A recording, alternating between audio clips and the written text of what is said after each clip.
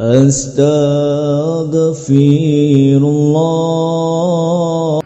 Bismillah wassalatu wassalamu ala Rasulillah wa ala alihi wa sahbihi wa mawalah wa la hawla wa la quwata illa billahi wa ba'd.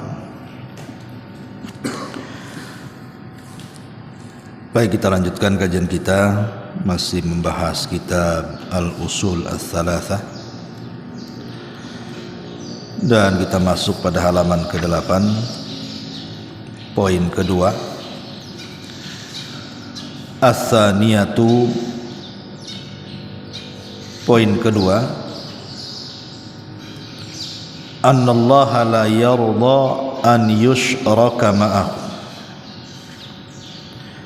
ahadun fi ibadatihi, la malakun muqarrabun wala nabiyyun mursalun. Wa dalilu qauluhu ta'ala wa annal masajida lillahi fala tad'u ma'allahi ahada. Poin kedua di sini, annallaha, bahwasanya Allah Subhanahu wa taala, la yarda, tidak rela, tidak redha, an yusyraka, untuk disekutukan, ma'ahu, bersamanya, ahadun, siapapun, fi ibadatihi, dalam peribadatannya. La malakun muqarrabun, tidak dengan malaikat yang dekat dengan Allah. Wala nabiyyun mursalun, tidak pula dengan nabi yang diutus Allah. Wa dalilu qauluhu ta'ala, ataupun dalilnya firman Allah Subhanahu wa ta'ala, wa annal masajida, dan sesungguhnya masjid-masjid itu lillah, untuk Allah. Fala tad'u ma'allahi ahada, maka janganlah kalian menyeru bersama Allah siapapun.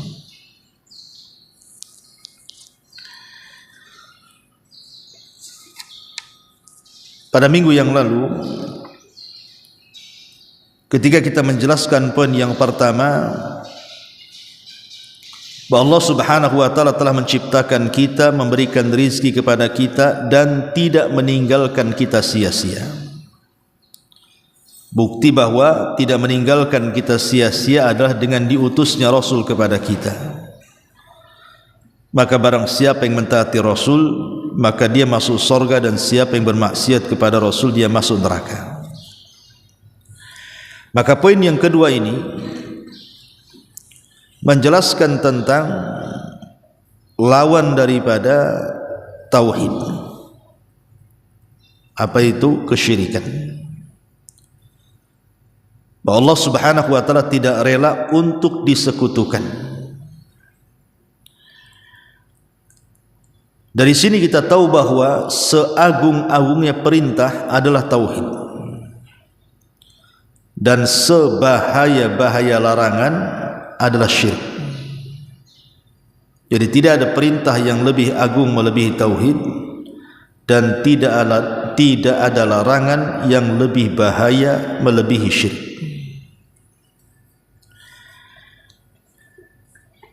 Kata mu'alif rahimahullahu ta'ala di sini, Allah tidak rela, Allah tidak redha untuk disekutukan dalam peribadatannya, tidak dengan malaikat, tidak juga dengan nabi.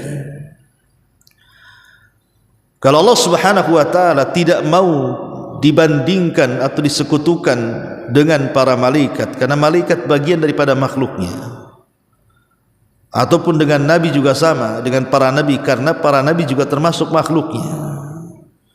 Makanya Allah dengan tegas, wa annal masajida lillahi fala tad'u ma'allahi ahada, dan masjid-masjid itu milik Allah, jangan berdoa bersama Allah siapapun. Kenapa di sini muallif hanya mencontohkan satu ibadah dalam suratul Jin ayat 18, mencontohkan tentang doa? Bukankah kesyirikan itu bukan hanya di bab doa saja? Di bab nazar juga bisa syirik ketika bernazar kepada selain Allah. Kemudian juga di bab al-khauf war raja, ketika kita takut kepada selain Allah, mengharap kepada selain Allah, juga kesyirikan. Atau salat diberikan kepada selain Allah, pokoknya sesuatu yang khusus bagi Allah, apabila diselewengkannya berarti telah menyekutukan Allah dengan kesyirikan yang besar. Lah disebutkannya satu contoh oleh pengarang tentang doa kepada selain Allah, padahal kesyirikan itu bukan hanya di bab doa, karena doa itu mencakup semua ibadah. Jadi doa itu mencakup seluruh atau semua ibadah yang diperintahkan Allah. Dan doa itu terbagi dua. Ada yang disebut dengan doaul ibadah, itulah yang disebut dengan rutinitas. Ketika habis sholat fardu ada namanya wirid zikir, itu ada doanya juga di situ. Kemudian ketika kita mau tidur, bangun tidur, masuk WC, keluar WC, mau keluar rumah, masuk rumah, itu kan semua ada doanya. Lah doa-doa yang bersifat rutinitas itu disebut doaul ibadah. Dan semua ibadah itu mengandung doa, karena minimalnya ketika seseorang itu melakukan sesuatu dalam bentuk ibadah, pasti dia menghendaki ibadahnya diterima. Pasti dalam ibadahnya ingin mendapatkan pahala dan ingin mendapatkan balasan, dan itu bagian daripada doa. Makanya tidak ada satupun ibadah kecuali ada doanya di situ. Minimalnya minta supaya ibadahnya diterima. Dan yang kedua ada namanya doaul masalah, doa yang ketika kita banyak masalah ekonomi, kita berdoa supaya dimudahkan ekonominya. Masalah kesehatan, ketika sakit mudah-mudahan Allah sembuhkan penyakitnya. Masalah masalah-masalah keluarga, masalah-masalah tetangga dan begitu seterusnya, maka kita meminta kepada Allah untuk diselesaikan dan diurai masalahnya. Intinya bahwa di sini muallif rahimahullahu taala ingin menjelaskan kepada kita tentang bahaya syirik. Tentang bahaya syirik. Pertama, bahaya syirik itu bahwa syirik itu sebesar-besarnya dosa besar. Tidak ada dosa yang paling besar melebihi syirik. Dan itu pernah ditanyakan kepada Nabi sallallahu alaihi wasallam kan. Rasul, akbarul kabair, dosa yang paling besar itu apa? Maka Nabi SAW kemudian menjawab, asyirku billah, kesyirikan kepada Allah subhanahu wa ta'ala. Ini yang pertama. Yang kedua, syirik besar itu bisa menghancurkan semua amalan dan semua pahala. Sebagaimana firman Allah subhanahu wa ta'ala, la in asyrakta la yahbatanna amaluka wa la takunanna minal khasirin. Jika engkau melakukan kesyirikan wahai Muhammad, hancur lebur amalanmu dan engkau termasuk orang-orang yang rugi. Kemudian yang ketiga, syirik ini mengeluarkan pelakunya dari Islam.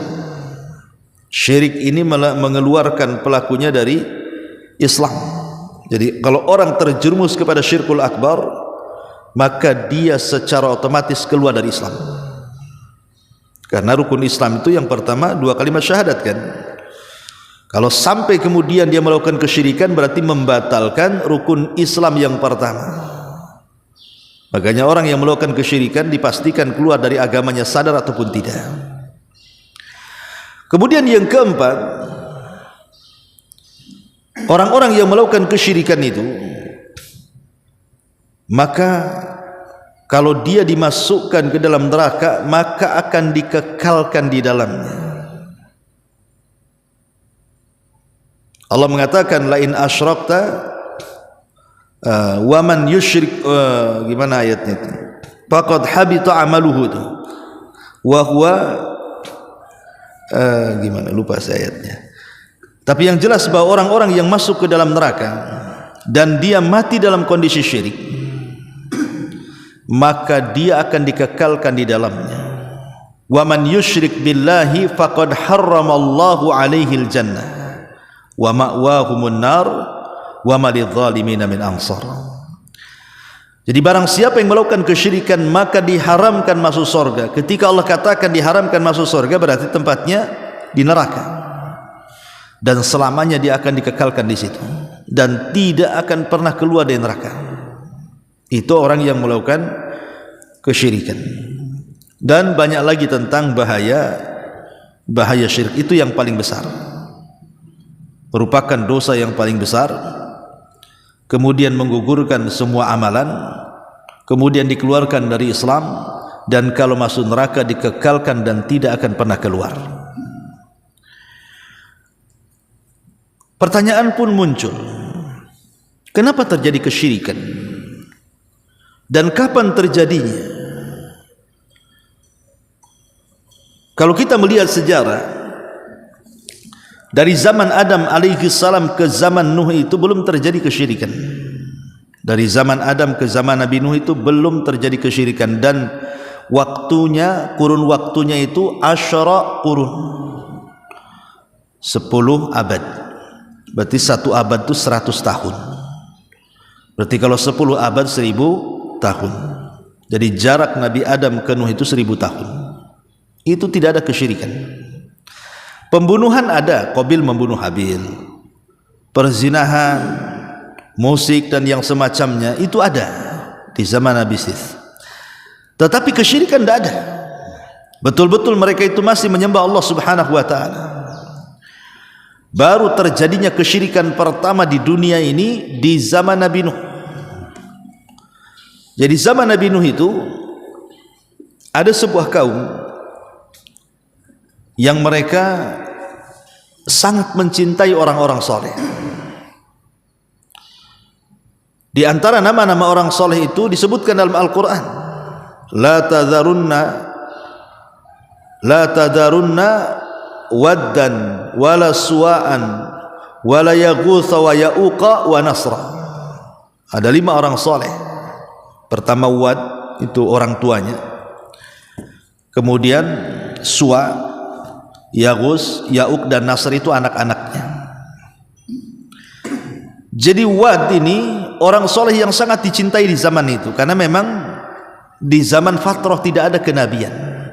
Jadi nabi yang dulu hilang, nabi yang akan datang belum muncul. Yang ada hanyalah para penerus para nabi, orang-orang soleh. Lah masyarakat di zaman itu sangat mengagungkan keluarga Wad. Tetapi kemudian Allah Subhanahu wa ta'ala takdirkan Wad meninggal dunia. Kemudian estafet dakwahnya diambil oleh anak sulungnya, Suwa.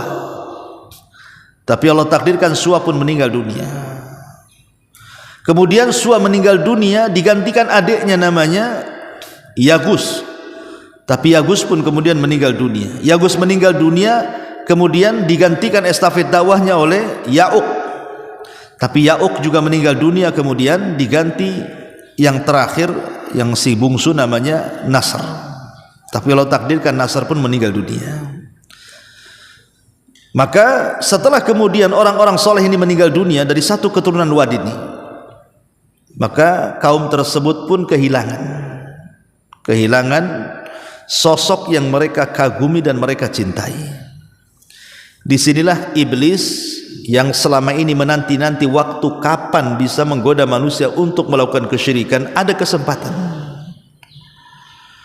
Akhirnya kemudian iblis menjelma seperti orang soleh, kemudian mempengaruhi kaumnya Wad Yagus itu agar mereka mengenang kebaikan dan jasa mereka, supaya bisa bernostalgia dengan mereka. Dengan cara apa? Dibisikkan was-was oleh setan agar kaum Wad itu membuat berhala, membuat patung, dibentuk dengan rupa dan wajah mereka, kemudian ditempatkan di satu tempat khusus yang kapan-kapan bisa dikunjungi. Ma'asyiral muslimin, ikhwah fillah yang memuliakan Allah Subhanahu wa ta'ala, setelah kemudian mereka terkena waswas, betul mereka membuat patung. Jadi patung itu dimiripkan dengan keluarga Wad. Kemudian setan mengatakan, kenapa aku suruh kalian membuat patung? Supaya kalian terangsang beribadah. Tuh lihat niatnya setan itu kadang-kadang dibungkus dengan ibadah tuh. Supaya kalian terangsang ibadah. Kalau dia melihat patung-patung Wad Suwa itu teringat dengan kebaikan keluarga Wad Suwa, akhirnya mereka pun bersedekah, mereka pun memperbaiki ibadah, dan begitu seterusnya. Itu generasi awal tidak tahu maksudnya iblis untuk membuatkan berhala. Generasi pertama meninggal, datang generasi kedua. Generasi kedua meninggal, datang generasi ketiga. Entah berapa generasi kemudian setan datang dan mengatakan, saya loh hidup di zaman bapak, kakek dan moyang kalian. Kalian tahu nggak maksud mereka membuat patung itu? Ya namanya orang generasi yang tidak paham, mereka nggak tahu.